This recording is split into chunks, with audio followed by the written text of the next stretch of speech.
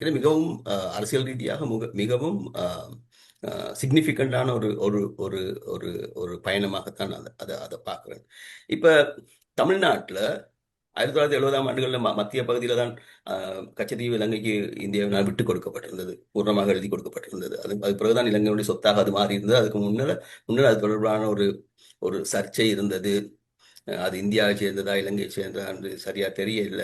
இந்தியாவில் இருக்கின்ற ஒரு கத்தோலிக்க சர்ச்சினுடைய கட்டுப்பாட்டில் தான் கச்சத்தீவனுடைய சர்ச் கட்டுப்பாட்டில் இருந்தது. அதன் காரணமாக இது இந்தியாவுடன் கூடுதலான தொடர்புடையது என்று கவனிக்கப்பட்டது. அதன் காரணம் இருந்தாலும் அந்த நேரத்தில் இருந்த இந்திய அரசாங்கம் அது ஒரு பெரிய ஒரு விடயமாக பார்க்காதன் காரணமாக இலங்கைக்கு ஈஸியாக விட்டு விட்டு விட்டு கொடுத்திருந்தார்கள். ஆனால் இப்போ வந்து இது இலங்கையினுடைய முக்கியமான ஒரு பிராந்திய ஒருமைப்பாட்டினுடைய முக்கியமான ஒரு பகுதியாக அது மாற்றம் அடைந்தது. அத்தகைய பின்னணியில் இப்போ நீங்கள் கடந்த காலமாக தமிழ்நாட்டில் இருக்கின்ற நிறைய அரசியல்வாதிகள் கச்சத்தீவு மீள பெறப்பட வேண்டும் என்று கூறி வந்திருக்கின்றார்கள்.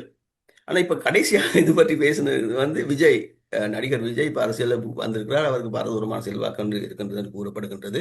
முதல் ஒரு தேர்தல் அவர் எதிர்கொண்டால் தான் தெரியும் உண்மையில் என்ன விதமான ஆதரவு அவருக்கு காணப்படுகின்றதுன்னு சொல்லி. ஆக அவர் வந்து ஒரு பிரதானமான ஒரு சக்தியாக வருவதற்கு ஆக ஒரு 45-50 விதமான சாத்தியமாவது இருக்குது என்று நான் நினைக்கிறேன். அந்த பின்னணியில் விஜய் வந்து கச்சத்தீவு மீட்கப்பட வேண்டும் என்று கூறியது இலங்கையில ஒரு தாக்கத்தை நிச்சயமாக ஏற்படுத்தி இருக்கும். வேண்டாம், அவர் முக்கியமான ஒரு செல்வாக்கு மிக்க நபராக இப்ப இருக்கிறார். அவருடைய அரசியல் செல்வாக்கு மிக்கதாக இருக்கலாம், இருக்காம இருக்கலாம். அது 26ஆம் ஆண்டுக்கு பிறகு தெரியும். அத்தகைய ஒரு பின்னணியில இலங்கை ஜனாதிபதி இந்த நிலப்பரப்பு தொடர்பில் நாங்கள் மிக உறுதியான உணர்வை கொண்டிருக்கின்றோம், இதை நாங்கள் விட்டுத்தரப் போவது இல்லை என்ற இந்த செய்தியை கூறுவதற்காகத்தான் அங்க போனார் என்று நான் சொல்கிறேன். அது வந்து இந்தியாவுக்கும் தமிழ்நாட்டுக்கும் அனுப்புகின்ற செய்தியாக இருக்கின்றது.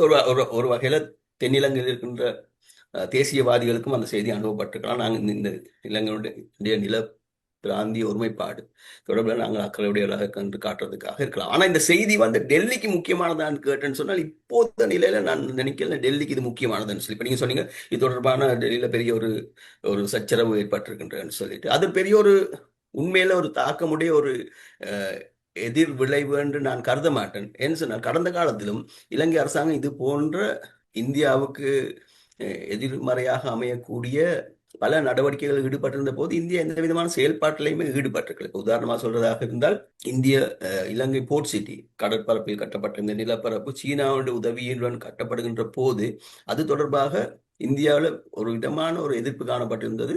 சில இந்திய இராணுவ அதிகாரிகள், ரிட்டையர் பண்ணப்பட்ட எக்ஸ்பர்ட்ஸ் கூறியிருந்தார்கள் இது இந்தியாவுடைய பாதுகாப்பு அச்சுறுத்தலாக இருக்கும் என்று.